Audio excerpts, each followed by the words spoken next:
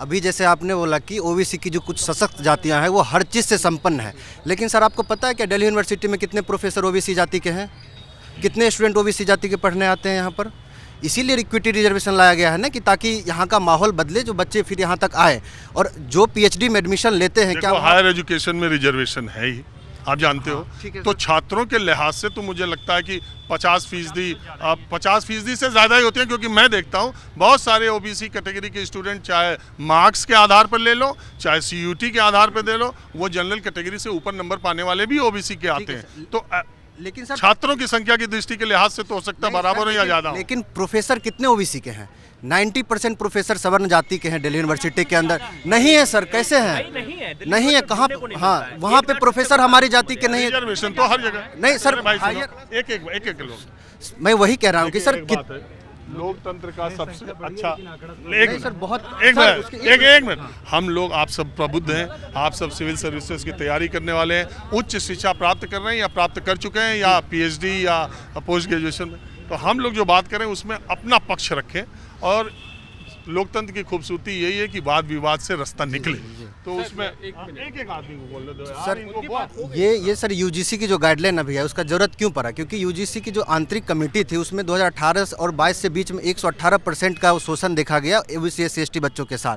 तो इसीलिए ऐसी गाइडलाइंस बहुत ज़रूरी है, ताकि एक अच्छा यूनिवर्सिटी में जो माहौल बने वो समावेशी माहौल बने, जिसमें हम लोग आराम से रह सके किसी और तो इस और इसमें जहाँ तक केवल कह रहे हैं कि ओबीसी के बच्चे नहीं, ईडब्ल्यूएस के बच्चे भी शिकायत कर सकते हैं, फिजिकली हैंडीकैप भी कर सकते हैं, तो जाति का उल्लेख तो है ही नहीं है, तो फिर प्रॉब्लम। महिला भी कर सकती है, अल्पसंख्यक भी कर सकते हैं। तो इनको लेकिन जब देखिए जाति के आधार पे 3 को दिया, बाकी दिव्यांगजन भी कर सकता है, लिंग के आधार पर कोई भी व्यक्ति महिला कर सकती है, और इसके अलावा जन्म क्षेत्र के आधार पे भी आप शिकायत कर सकते हैं, जो नॉर्थ ईस्ट के बच्चों के साथ होता है। उत्तराखंड में हुआ, अभी उत्तराखंड में हुआ, नॉर्थ ईस्ट के बच्चे, इसमें बहुत सारे लोगों को शिकायत का अधिकार दिया गया, लेकिन सामान्य वर्ग को कोई अधिकार नहीं। ईडब्ल्यूएस में कौन लोग आते हैं? ईडब्ल्यूएस में तो सामान्य वर्ग के छात्र ही आते हैं ना। अरे जो ईडब्ल्यूएस में नहीं है वो नहीं छात्र हैं। हर कोई ईडब्ल्यूएस बनवा रहा है। अभी यूपी की लड़की थी उजाला सिंह, वो जाके बिहार में ईडब्ल्यूएस बनवा रही, तो कहाँ कानून का दुरुपयोग नहीं हो रहा है सर?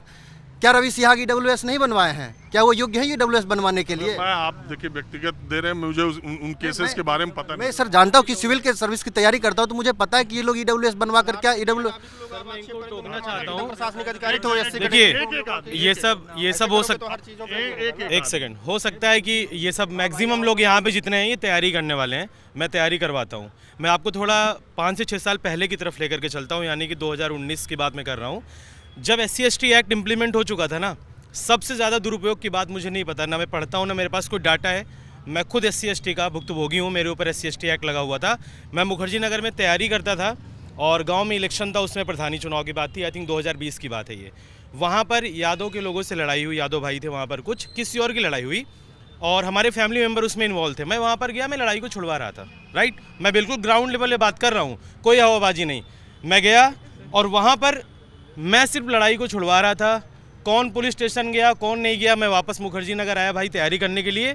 मेरा SSC 2020 में सिलेक्शन भी हुआ, प्री में मेंस में मेरा टाइपिंग टेस्ट था, तो मेरे घर से एक नोटिस आता है, उसमें बाकायदा मेरा नाम मेंशन था, हर्ष प्रताप सिंह।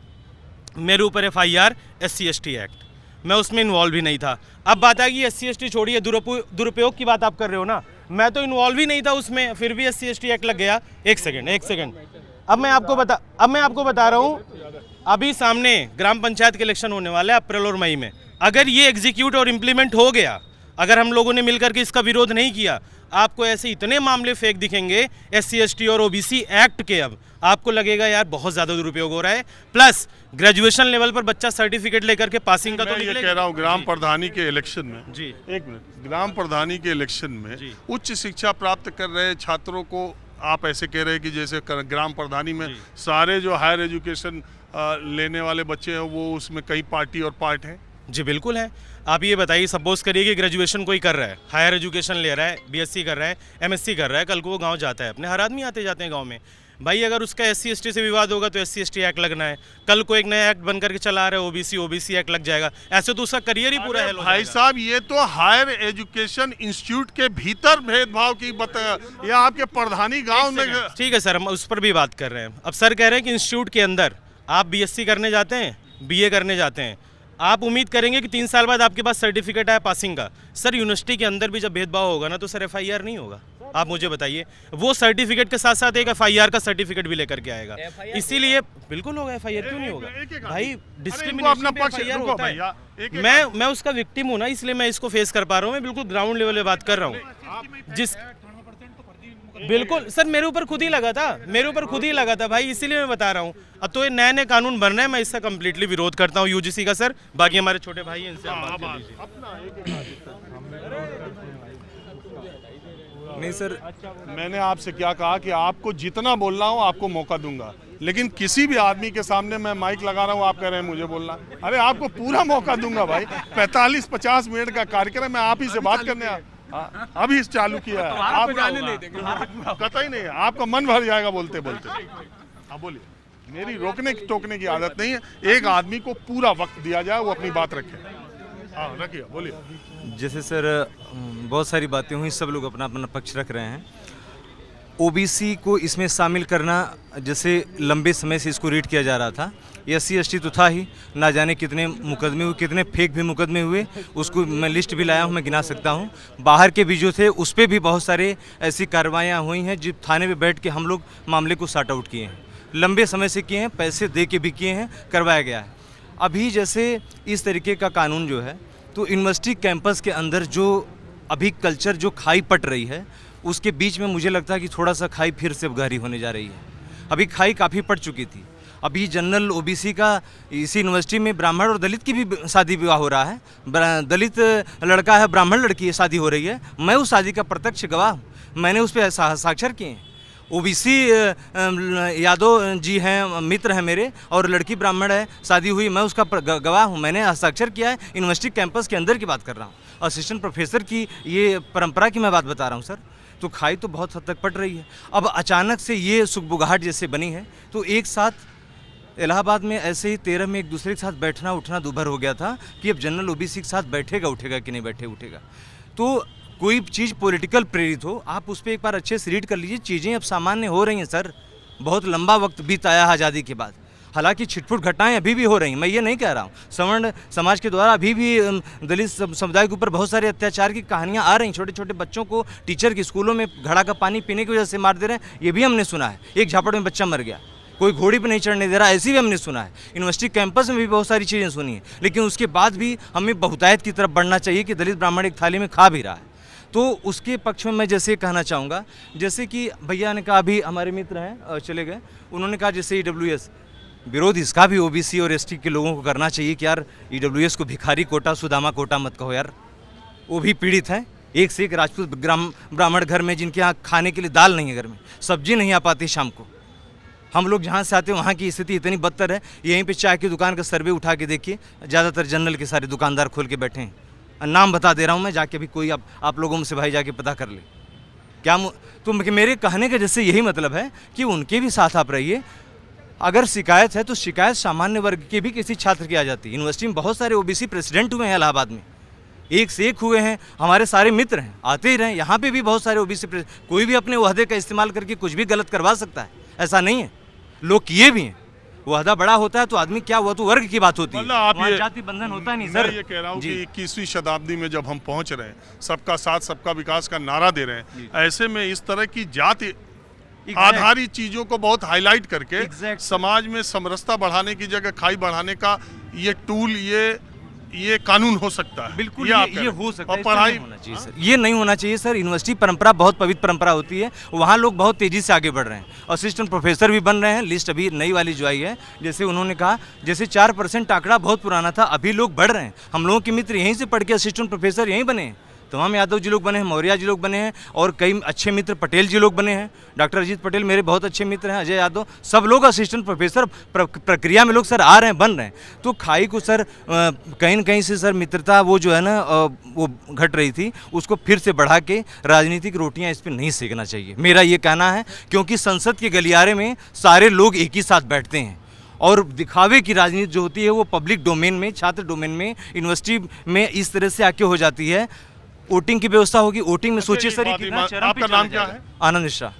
आनंद मिश्रा जी, एक बात मुझे आप बताइएगा, कहीं ऐसा तो नहीं है कि सामान्य वर्ग के छात्रों और सामान्य वर्ग के लोगों के अंदर ये था कि भारतीय जनता पार्टी उनकी हितैषी पार्टी है, उनके बारे में ज़्यादा बात करती है, वो उसके साथ एकजुट होकर पिछले कई चुनाव में अलग अलग राज्यों में खड़े रहे हैं, और भारतीय जनता पार्टी के राज में यूजीसी एक ऐसा नियम ले आ रही है जिसमें ओबीसी को एससी एसटी के साथ डाल दिया और सामान्य वर्ग के छात्रों को अकेला छोड़ दिया। ये हमारी पार्टी हमारे साथ ऐसा कर रही है, ये भाव तो नहीं आ रहा।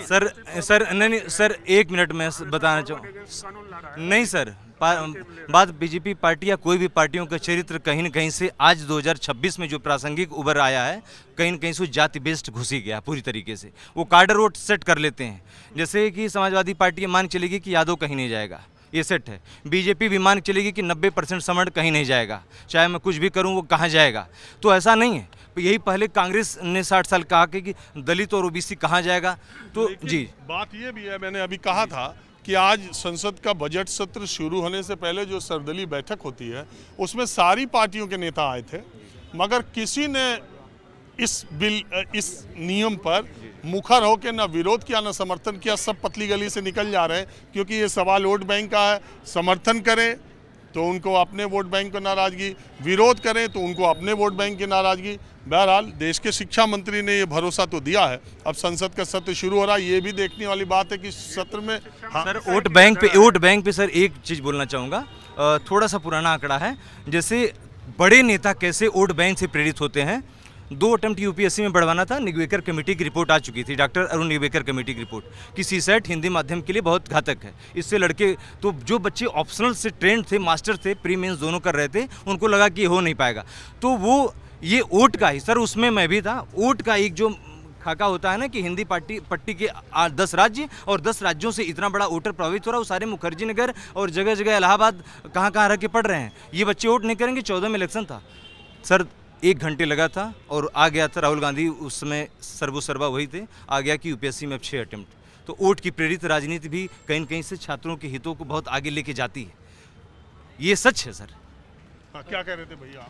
भाजपा जैसे मतलब पार्टी है, जैसे कांग्रेस मुस्लिम तुष्टीकरण में बर्बाद हुआ, वैसे ही भाजपा दलित तुष्टीकरण में बर्बाद होगा। सवर्ण इस देश में मुद्दा है ही नहीं, कोई भी पार्टी सवर्ण के किसी मुद्दे पर चर्चा नहीं करता है। ये जबलपुर हाई कोर्ट ने SC ST के अगेंस्ट में फैसला दिया था, संसद तुरंत कानून ला करके उसके पक्ष में कानून बनाता है और सारे दल सपोर्ट करते हैं। सवर्ण इस देश में मुद्दा है ही नहीं। ये कानून धर्मेंद्र प्रधान जी जो लाए हैं वो मतलब सवर्ण और OBC या और जाति के लोग के मतलब खाई बांटने का काम किया है। और सबसे जो बड़ी बात है, सवर्ण का हालत इस कानून से वही हो जाएगा जो यहूदियों का जर्मनी में हुआ था। जी अब कहाँ से आप लोग ले? हाँ भैया, बहुत देर से परेशान हूँ। अब जितना सर पहले तो मैं सॉरी बोलता हूँ आपको, नहीं, आपको देख के एक्साइटेड हो गया। अरे नहीं, कोई बात नहीं सर। मैं अपने बारे में बताऊँ, यहाँ जितने छात्र आए कोई ऐसा नहीं होगा जिसको बोलने का मौका न मिले, मैं बता। जो लोग आप लोग हैं सर, आपका माहौल क्या है हमने बहुत देखा है, बहुत मैं शुक्रिया। उससे समझता भी हूँ, देखता भी हूँ, जानता भी हूँ सर। आपको सबसे पहले मैं अपने बारे में बता दूं, मैं इलाहाबाद यूनिवर्सिटी से भी पढ़ा हूँ, सब इलाहाबाद वाले ही मिल जा रहे हैं। काशी हिंदू विश्वविद्यालय से भी पढ़ा हूँ और दिल्ली विश्वविद्यालय से भी पढ़ा हूँ, लॉ किया हूँ और BHU से PG किया हूँ, नेट हूँ। मैं सर ये कहना चाहता हूँ, ये जो ड्राफ्ट है या जो कानून बन चुका है, इसमें मुझे कहीं भी कोई कमी नहीं नज़र आ रही। इसमें क्या होगा इस पर फोकस है सर। हम कह रहे हैं इसको उल्टा कर दो, आप सीधा 10 सदस्य दे दो, यूनिवर्सिटीज़ के चांसलर OBC बना दो, ST SC OBC महिला बना दो, और फिर हमको प्रूफ करने बताओ, बर्डन ऑफ प्रूफ हम करेंगे कि हम पिटे हैं कि नहीं पिटे। हम आपको बताते हैं कौन फंसेगा।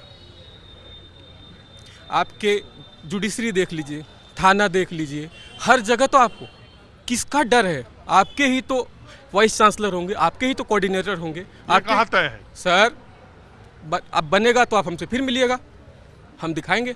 अभी सर मैं आपको बता रहे हैं, एग्जाम्पल बता रहा हूँ। अभी मैं दिल्ली यूनिवर्सिटी का PhD का इंटरव्यू देने गया। आप मानोगे 1 मिनट आया और गया, हाथ कांप रहा था लिखते समय, साइन करते समय, उसका PhD में हो गया। मेरा 15 मिनट इंटरव्यू चला, मेरा क्यों नहीं हुआ? बताओगे सर आप? वो आप दूसरी बात, BHU में भी मैंने एंट्रेंस दिया हूँ और मेरे साथ के PhD में, वहाँ भी नहीं हुआ। 2 बार लिस्ट अपने मन से उखाड़े, तीसरी बार लगाए, तब तो समता कमेटी रिपोर्ट नहीं थी। ब्रांड एम्बेसडर किसको बनाओगे? स्पोर्टमैन को। जो मेरिटोरियस है उनको बनाओगे, जो पीड़ित है उनको बनाओगे। सर ये न्यायपूर्ण है और इसमें भी कुछ संशोधन किए जाने चाहिए। जैसे जो जनरल के छात्र हैं जिनको डर है, मैं तो इतनी प्रक्रिया देखा हूँ, इसमें जितने भी प्रोसेस है, मुझे तो कहीं नहीं लग रहा वो फंसेगा। अगर मान लो मैं ही जनरल हूँ, मैं तो वैसे मौर्य हूँ, गिरधारी लाल मौर्य नाम मेरा, अगर मान लो मैं ही फंस रहा हूँ सर, 1 2 3 4 5 स्तर है ना, आप ही ने सर बताया। मुझे पता है इसमें सिर्फ बर्डन ऑफ प्रूफ के लिए सब लोग कर रहे हैं कि हमको प्रूफ करना पड़ेगा कि मैंने नहीं मारा या मैंने शोषित नहीं किया, मैंने शोषण नहीं किया। सर बर्डन ऑफ प्रूफ तो डाइवोर्स में भी है, महिला के साथ क्रूअल्टी में है। तो अच्छा बता दो सर, मैं अगर मुझे ही प्रूफ करना हो, मेरे को इन सब कानूनों का दुरुपयोग हुआ कि नहीं और बड़े पैमाने पर हो रहा है कि नहीं?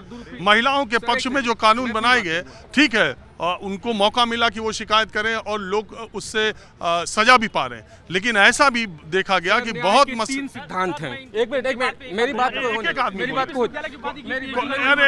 हो जाने दो। सर मेरी बात को हो जाने दो। न्याय के 3 सिद्धांत हैं। पहला, ऐसा दंड दो कि नज़ीर बन जाए, योगी जी की तरह।